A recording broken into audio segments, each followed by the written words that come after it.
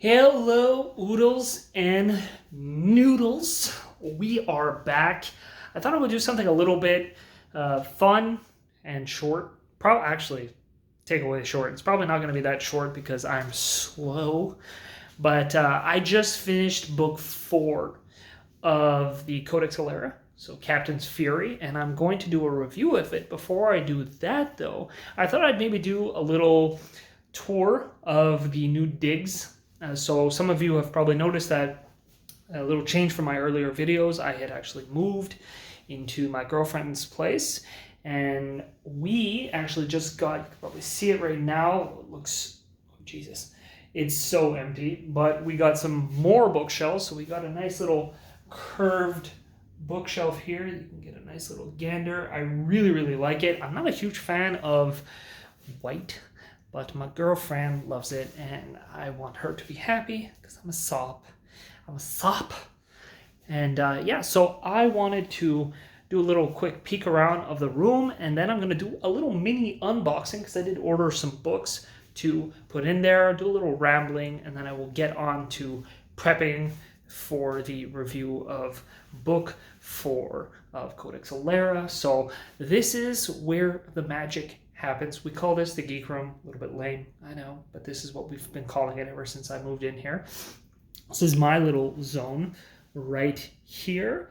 So this is where the magic happens. I just got a second curved screen, so it's looking pretty nice. My girlfriend actually bought me this cool mouse pad, although I just decided today not to use it as a mouse pad anymore. It is basically my banner for Geek Tales, and it's huge, and it was here, but because I have a stand-up desk, which is something most people should get because you shouldn't be sitting on your ass all day long, it's kind of a squashed space, so it's not very efficient. I put up some artwork in the room finally. So for anyone who's watched my older videos, I used to have tons and tons of artwork. Most of that is actually hidden in the closet right now because it just doesn't match the vibe anymore, and this place is already kind of tight, and we want to keep it, you know, not too squished, although we are putting up more and more. So I've got my Spirited Away and Howl's Moving Castle poster, which is coming off, actually. That would have been messy. So I love Ghibli films. I absolutely adore them. Not every single one, but the ones I do, I'm a huge fan. And even when I don't necessarily enjoy the story, I'm just a huge fan of the color palettes and how they just showcase their stuff. It's just magical. It's wonderful. So I'm a huge, huge fan. Almost all the artwork you're going to see I've gotten from Comic-Con. I'm not going to run down the artists because, quite frankly, I don't remember them all by heart anymore. So I do have a pretty fun little Fullmetal Alchemist one full of bookcases. Would have been nice to actually stick it beside here with the actual bookcases, but we have other plans going on. I do have a pretty wicked Harry Potter Patronus artwork, and this actually I found at Comic-Con. You can see it's actually a young person listening to music and it's kind of holding back these shadow dragons. It's really nice. From what I recall at Comic-Con, the person had actually made a series based off of this, and this was one of the characters. I did not have time to delve into what it was, but still cool. I've got some more Serenity Now artwork that I got at Comic-Con that I just really, really enjoy. These are really beautiful. And then I've got another Harry Potter one right there in the corner. I do actually have 2 pieces of artwork that we're going to be putting up, which I'll actually get right now to show you. There's a bit of a pain in the butt, but these are actually from 2 of my favorite series.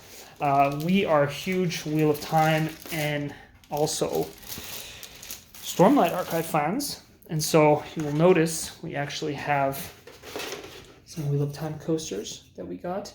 These are actually really nice. We got them off Etsy. It's pretty cool. And now we got, I need to put this down because it's a pain. I just got this Wheel of Time coaster, if you can see it properly. So this is really, really nice. I super enjoy it. We are going to frame it, of course. We had the option to get it with a frame off of Etsy, and for some stupid reason we chose not to. And I also got this done, which you might not be able to recognize who she is, but this is actually from the Stormlight Archives. This is Shallon. So this was super beautifully done, and my girlfriend loves more minimalistic stuff, so I got this from her. This is actually from Soul on Wall. So you can get that off Etsy if you like. She has Dalinar, she has full kit, everybody. God, I'm just looking at this empty space over here. I have so much work to do. So let's start off first with some unboxing. I've got a couple more books to throw in there. And in the words of our immortal forefather, Daniel Green, please God, don't let this be a bomb. Only go. When I actually received 2 other packages just the other day, I had gotten the second and third book in the Obsidian trilogy. The Obsidian Mountain trilogy? Obsidian trilogy? The Obsidian trilogy from Mercedes Lackey, which I do believe I've done a review of book 1. I'm going to check. I'll put it up if I actually have. So got the other 2 books because my girlfriend just finished book 1 and book 2, and she actually likes it, so she decided that she wanted them. So we're slowly filling this out. I used to have so many more books, and I so regret now having got rid of so many of them all. But at the time, I was extremely minimalist, and I still am to a large degree. I do like clean, open spaces, but of course, having a partner, and we do so much more, so I'm a lot less minimalist than I used to be. I mean, I didn't even have a couch or a table for like most of my 20s. That was pretty intense. So I actually got Ted Williams to Green Angel Tower. This is usually actually separated into 2 books. It is book 3 and 4 of Memory, Sorrow, and Thorn. And I don't know why they decided to separate out into 2 books. I mean, it is big, but it's 1,000 pages. I mean, there's loads of books that are 1,000 pages, but I guess, I don't know if it was a money thing. They probably wanted to make money. So yeah, I decided to get the super huge version. I have reviewed book 1. I am going to get to reading book 2 and do a review of that and review this, of course. I have read the series, but it was a long time ago, and it was fun to recapture it. It's very much the OG of fantasy back in the day, just like Lord of the Rings, although not as old. Excuse me. I then got Magician Master, which is book 2 in Raymond E. Feist's series. I don't know why I'm blanking on the name of the actual series these days, but the Rift War Saga. That's what it is. So this is book 2 of the Rift War Saga. I do have book 1 up there, Magician Apprentice. I've read this series probably 3-4 times. There's actually, I think in totality, if you look at like the full series, because there's standalone books and things that happened before and then after and follow different characters, there must be at least like 10 books, if anything. And I do believe Raymond has actually continued the series actually right now. I do have one of his newer books, King of Ashes. So that's a new series that I'm going to be checking out. I haven't read it yet. That's up there. And then I wanted to spoil myself, and I got Brandon Sanderson's Dawn Shard and Edge Dancer. So I love the Stormlight Archives. I have book 1 through 4. I have not read book 4 yet because I wanted to read through each book and then review it. So I have done the review of book 1, and I have not gotten around to reading book 2 again. So I'm going to do that. So these are going to be nice. I've never actually read them, so they kind of happen in between. I do believe Edge Dancer happens between book 2 and 3, possibly. And Dawn Shard is between book 3 and 4. Ooh, I'm blanking on that also. I am actually fasting because I've been having very much problems with my digestion for the last couple of months, and so I'm giving myself 2 days of rest, and then I'm going to actually be on a really tight diet for a while as I try to figure things out, because I'm dying and so is my girlfriend. Won't tell you why.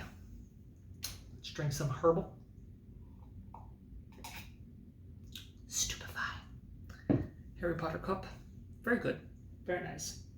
So, on that note, I thought I'd do a little bit of organization. We actually just cleaned the room today, and so everything is a little bit messy, and I thought I would do a little bit of a cleanup. Now, obviously, I'm not going to go that insane on this, or otherwise it's going to take a while, but I've been thinking about basically placing everything by series a little bit more tightly. These little cubbies are actually super efficient for kind of showcasing entire series, but at the same time, they're also good for kind of showcasing your knickknacks and whatnot. Now, my knickknackage is super weak at this moment. I don't actually have that much knickknacks. I do want to keep these plants. I hate these pots. We are going to get rid of those pots. And I do want to move this Adventure Time stuff is my girlfriend's. She's a small bit of a fan, so I don't really feel it represents either of us that much. Most probably, ideally, these will get moved up. There is a Sailor Moon Funko Pop up there. As you can see, I've relegated it to a hidden corner. I am ashamed to have a Funko Pop. But my girlfriend got it as a gift and she does not want to get rid of it. She doesn't really give a shit about Funko Pops, so it's kind of redundant. I don't understand Funko Pops. They're weird, they're bubble-headed things. It just doesn't make much sense to me. I don't know. This place is all messy. There's even books down here that are actually doubles from when I had moved in and I already had. So I have the full Harry Potter series down there. I've got some Neil Gaiman books. The Name of the Wind. We even have, technically we have 2 copies of all the Stormlight archives. The rest are down in storage. I might just give them away. I don't know yet. It kind of pains me to give them away. So I'm not really sure how I feel about organizing this stuff, to be honest. I feel like it would be better to put this series here. I mean, there's so much empty space right now. I don't really know what to do. I guess it would just be good to showcase off Stormlight archives. I don't know if that will work. Oh yeah. I guess I'll have space to add book 5 after. So I feel like this is a really crappy spot to put this. Just move this over so you guys can actually see what the hell I'm doing. Let's make space over here. Space. Actually, I just realized what I just did was illogical because I have Ed Dancher and Donchart now, so they actually have to go there. So, there you guys go. There you go. Now you're a little bit closer at least. It doesn't feel like you're in Timbuktu. You're with me on this. So, I guess this would go here. Now we have a space though. I mean, it's perfect for book 5, but it's driving me crazy. I guess if I do this, squish this in here. No, that looks terrible. Oh God. My OCD is gonna go crazy. I guess I need to tamp it down. Need to figure out what to do that's not gonna look horrendous all the time. You got the Harry Potter books and all this series of Unfortunate Events, and then the Golden Compass series, so his Dark Materials. I love his Dark Materials. I don't think I've done a review of book 1 or any of the books at all, but I definitely need to. For those of you who have not read his Dark Materials, it is one of the few books where the main character is extremely young and it is not annoying. And there's such an intermingling of philosophy, religion, science, parallel realities. There's just so much craziness happening within that series, and it's just really enjoyable to read. It has one of the saddest endings. Every time I've read the end of that book, I have cried intensely. I don't even know. I don't want to ruin it for anybody, but the series is extremely, extremely interesting. Let's put these down here, because who cares about teddy bears and stuff?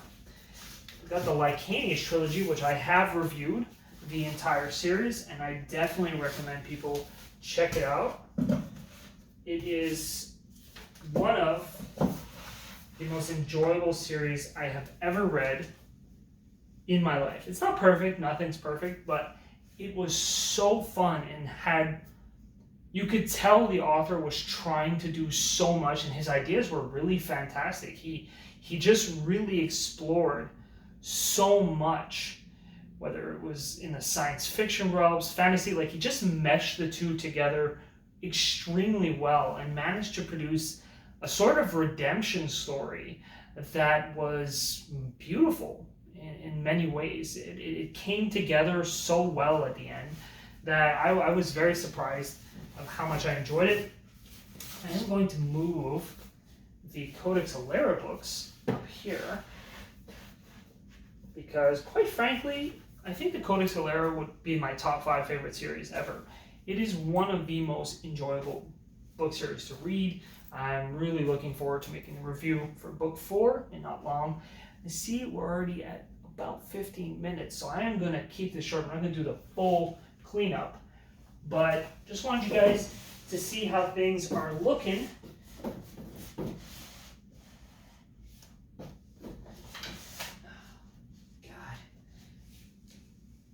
Next time I clean, I'm going to be a lot more careful. I'm trying to fill in these spaces, but there's just so much emptiness. My soul is sad. I do have up here, you can see pretty much what's on my list. I do actually have book 2 of Children of Blood and Bone, which is coming in the mail. I should be getting it hopefully this week, so that's going to be another edition. I have done a review of Children of Blood and Bone. I would definitely check it out if I was you. I mean, just because I want you to. Please. You'll see I do have Tad William books, Magician Apprentice. This is pretty much where I've been putting singular books that I haven't read yet or I'm going to go read. So I still have the Poppy War to read. My girlfriend right now is reading Empire of the Vampire by Kristoff. She says it's actually extremely well written, but very, very strange. Sort of the story is being told from one vampire to another person or vampire about their life, but everything is sort of still being told and explained, sort of Interview of the Vampire style, but much more intensely written, not so much like just hopping into the past and staying there for most of the book. So it's apparently it's a strange writing style, but very, very nice. I do have Dune. I've got Daniel Green's Rebel's Creed, which I have not read yet and have not reviewed. I read book 1, Breach of Peace, which was very fun, so I'm really looking forward to getting into Rebel's Creed as well. I've got The Lies of Locke Lamora, Dune, which I have read. I want to reread and then watch the movie. Yeah, it was a movie that they came out with. Jade City I have read, and I'll be honest, like I wasn't super passionate about it. And I'm going to try to read it again because I know it's getting a TV series now, and I heard the series is really, really great, so maybe I just didn't give it as much, enough of a chance. So I'll try to read it again, get to book 2, get to book 3 at the very least, read the whole series, know what it is. Of course, I've got R.A. Salvatore's Driss series. At least I've got the first 3 prequels, which is him in his homeland, which I love that series. There's just so much here. Wheel of Time, of course. There's a bunch of books here on the bottom that my girlfriend's read and I haven't, but I definitely will get to eventually. I got to start filling these out with books that I actually have read. I got rid of all my books. There's really not much else to say.